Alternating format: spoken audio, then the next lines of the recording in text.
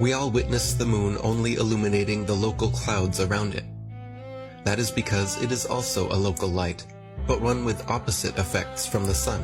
As we can all agree, shade from the sun is cooler than direct sunlight. But did you know, the moon's shade is actually warmer than direct moonlight? The moon produces cold light, something the science priests must have forgotten to teach us all about in school. Not only that, but at times we can see stars through the moon, proving it is not some solid rock 238,900 miles away.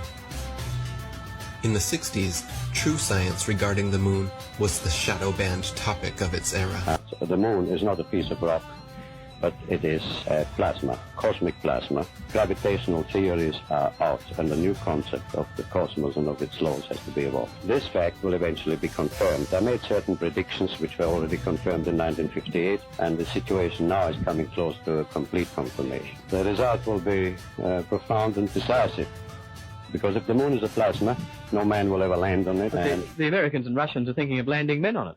Well, that will never happen.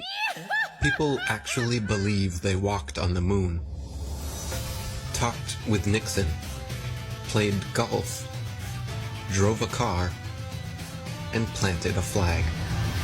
If you really believe that Neil Armstrong took the first step, then why do you give any credit to the cameraman already there waiting for him? These guys were all U.S. military men coerced into acting. They wanted the money and power that came with the deal, of course.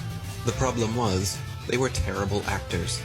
They couldn't even pretend to be excited, knowing they were lying to the world. But the show had to go on. Michael Collins and Neil Armstrong rarely spoke in public about it. But there was one man not shy about lying to your face. The spokesperson for the Apollo deception. It's my pleasure to present Colonel Edwin Aldrin. No handshake, hug, smile. Their facial expressions are similar to those experiencing constipation, not celebrating an accomplishment. Distinguished ladies and gentlemen, it is with a great sense of pride as an American and with humility as a human being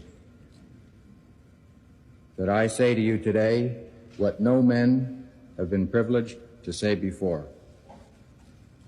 We walked on the moon. I mean, they couldn't pay them enough to look up and smile? Society has always debated these planned Apollo events since day one, never imagining then that almost 50 years later, they haven't had the balls to fake another.